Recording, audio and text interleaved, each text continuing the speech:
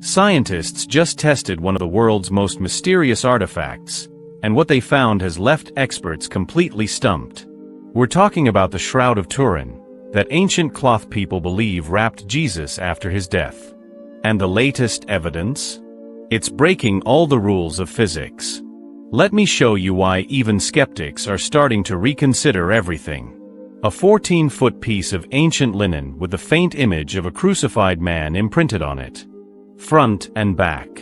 The cloth has been kept in Turin, Italy since 1578, locked away in the Cathedral of St. John the Baptist.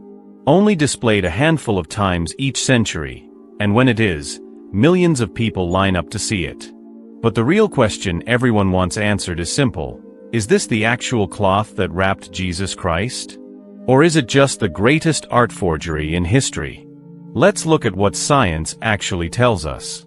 Before we continue, please subscribe, hit the notification bell, and like this video if you want to spread God's truth. Let's continue. October 1978. A team of American scientists got unprecedented access to examine the shroud. For 120 straight hours, they ran every test imaginable. Leading the team was Barry Schwartz, a Jewish photographer who showed up as a complete skeptic. He thought he'd expose this thing as a fake and go home. Instead, his entire worldview got flipped upside down. What did they discover? The image isn't painted. No brush strokes. No pigments. No dyes. Just an image mysteriously imprinted on the fabric. Italian scientists from the National Institute of Technology studied it and concluded something shocking. This was created by an intense burst of light, not by human hands. Here's what makes this insane. The image only affects the top layer of each individual fiber. We're talking about fibers that are 1/5 the width of a human hair. Nobody in the Middle Ages could have done that. Honestly, we can barely do it today with laser technology. In 1898, they photographed the shroud for the first time. When the photographer developed his film, he almost dropped it in shock. The image on the cloth? It's a photographic negative. When he created a negative of his photo, suddenly a crystal-clear face appeared, way more detailed than what you could see on the actual cloth. Stop and think about that. This cloth is supposedly from the 1st century. Photography wasn't invented until the 1800s. So how does an ancient piece of linen contain a perfect photographic negative? Medieval artists didn't even understand the concept of negative images. Yet there it is, embedded in the fabric. Let me give you 5 reasons why scientists struggle to call this a forgery. Number 1. Real human blood. The stains on the shroud tested positive for actual blood. Type AB, to be specific. And here's the weird part. The blood was on the fabric before the image appeared. Studies show there's no image underneath the bloodstains. That's backwards from how any artist would work. Number 2. Pollen from Palestine. Scientists found pollen grains on the cloth that only grow in the Jerusalem area. Why would a European forger have access to plants from the Middle East? Number 3. Coins over the eyes. They detected impressions of coins dated to 29 AD placed over the eyes of the figure. That matches Jewish burial customs from 1st century Palestine. Number 4. Perfect anatomy. Forensic pathologists examined this and confirmed the blood flow patterns, wound locations, and body positioning are medically accurate. This isn't some artist's guess, it's anatomically perfect. Number 5. 3-dimensional information. When scientists analyzed the image density, they realized it contains 3D data. The darkness of the image corresponds exactly to how far each body part was from the cloth. No painting has ever done that. Let's say you're a medieval forger trying to create this. You'd need to solve 5 impossible problems. First, create an image using vacuum ultraviolet radiation, technology that didn't exist until the 20th century. Second, only darken the outer surface of microscopic fibers without affecting anything underneath. Good luck doing that with medieval tools. Third, make a perfect photographic negative centuries before anyone knew what photography was.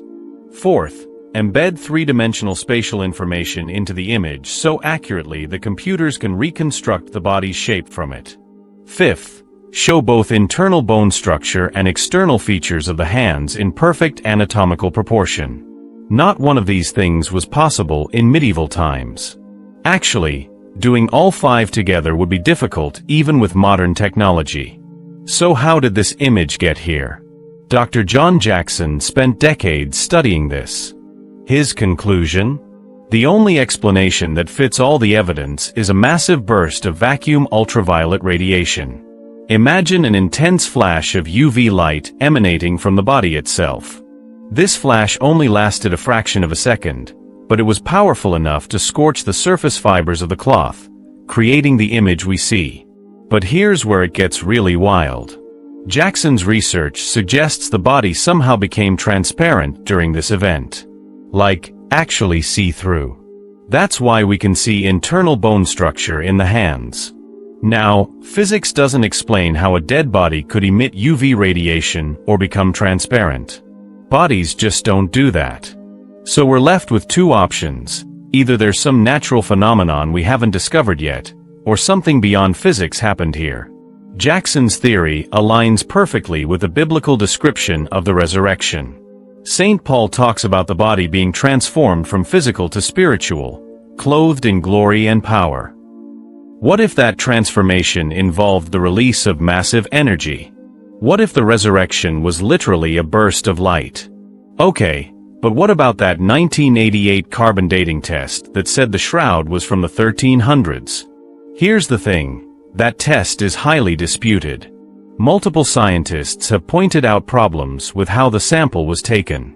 They cut a piece from the corner of the cloth, the exact spot that had been handled, repaired, and possibly contaminated over centuries. Newer analysis suggests the sample might have included medieval repair threads mixed with the original fabric.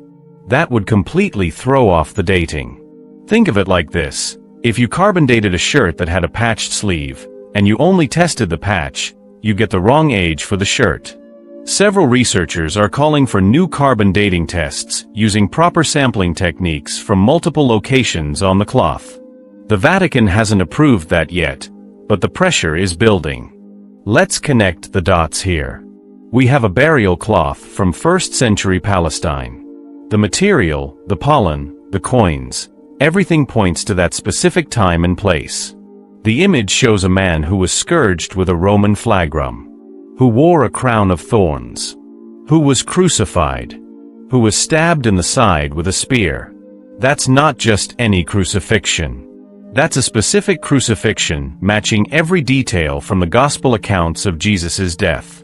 And then there's that unexplained burst of radiation suggesting the body transformed into light, matching the resurrection accounts.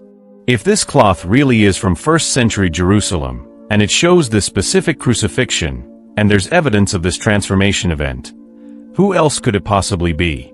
The probability of this being anyone other than Jesus? Astronomically low. Look, whether you're religious or not, the shroud forces us to confront some serious questions. For believers, this could be physical evidence of the most important event in Christianity, proof that the resurrection actually happened.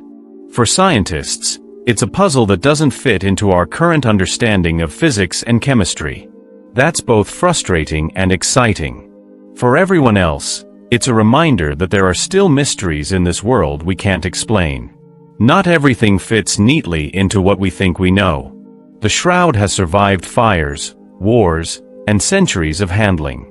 It's been analyzed by skeptics trying to debunk it and believers trying to prove it.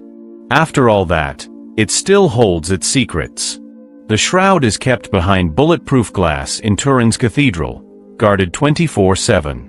But here's your chance. In 2025, it might be displayed publicly during the Jubilee year. The Vatican hasn't confirmed exact dates yet, but when they do, millions will show up. Can't wait that long? Visit the Museum of the Holy Shroud in Turin. They've got detailed replicas and exhibitions covering everything we just talked about, the science, the history, all of it. So here's my question for you. After seeing all this evidence, what do you believe? Is this the burial cloth of Jesus Christ? Is it proof that something supernatural happened 2,000 years ago? Or is there still a natural explanation we just haven't figured out yet? Drop your honest thoughts in the comments. I read every single one. If this video made you think differently about anything, hit that like button. Subscribe if you want more mysteries where science and history collide. And turn on notifications so you don't miss what we investigate next. The Shroud of Turin isn't going anywhere. The questions it raises? Those aren't going away either. Thanks for watching. Keep questioning everything.